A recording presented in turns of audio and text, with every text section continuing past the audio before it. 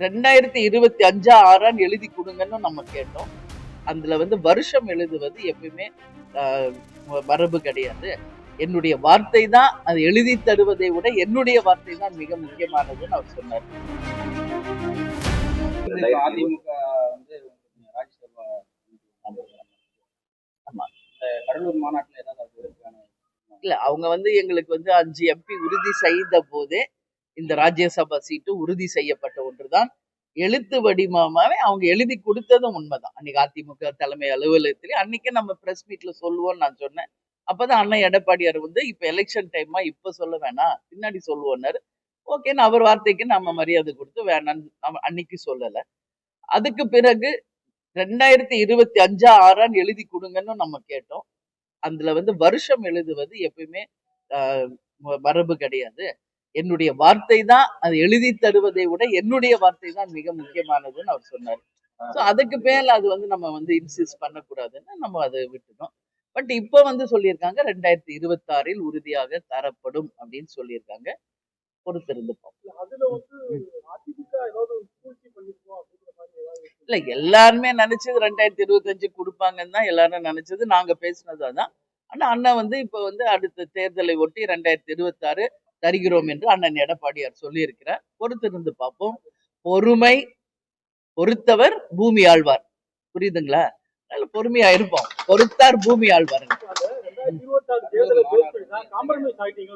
இல்ல, நம்ம இது கடலூர்ல ஜனவரி 9ஆம் தேதிங்க மாநாடு வச்சிருக்கோங்க. அந்த மாநாடுல உங்களுக்கு மிகப்பெரிய அறிவிப்புகள் எல்லாமே தெளிவாயிரும். அதுல இருந்து தேர்தல் பணி மட்டும்தான் இருக்கும்.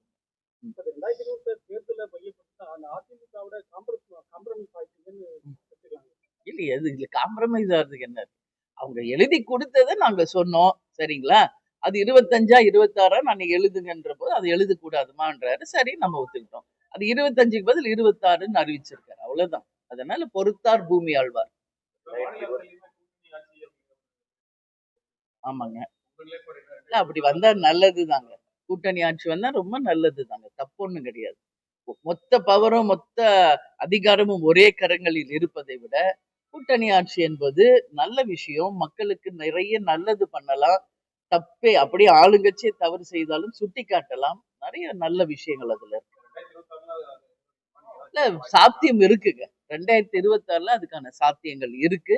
அதனாலதான் சொல்றேன், எதுக்குமே இன்னைக்கே நம்ம பதில் சொல்லிட முடியாது. டைம் இருக்கு, யோசிச்சு நம்ம சொல்றேன். சரிங்களா?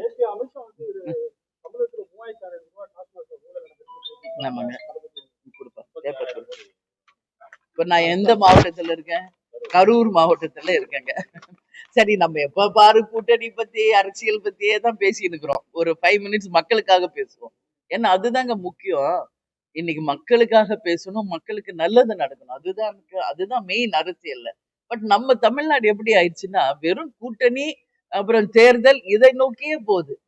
அது ரொம்ப ஒரு தவறான ஒரு விஷயம். வந்தா அட்லீஸ்ட் மக்கள் கேள்வி நீங்க கொஞ்சம் கேட்கணும்னு நான் சொல்றேன். இன்னைக்கு நான் கரூர்ல இருக்க மிக முக்கியமான ஒரு 4 கருத்தை சொல்றேன். இங்க யார் அமைச்சரா இருந்தார்? மிஸ்டர் செந்தில் பாலாஜி. உலகத்துக்கு தெரிஞ்ச விஷயம். இன்னைக்கு மணல் கொள்ளை மிக மிக மோசமாக நடக்கிற ஒரு மாவட்டமாக கரூர் மாவட்டம் இருக்குங்க. இன்னைக்கும் 17 டாரஸ் லாரிகள் பிடிச்சு வச்சிருக்காங்க. அப்போ இன்னைக்கு எதிர்காலத்துக்கு தமிழ்நாட்டுக்கு நம்ம என்ன கொடுக்குறோம் அப்படின்ற ஒரு கேள்வி இருக்குங்க.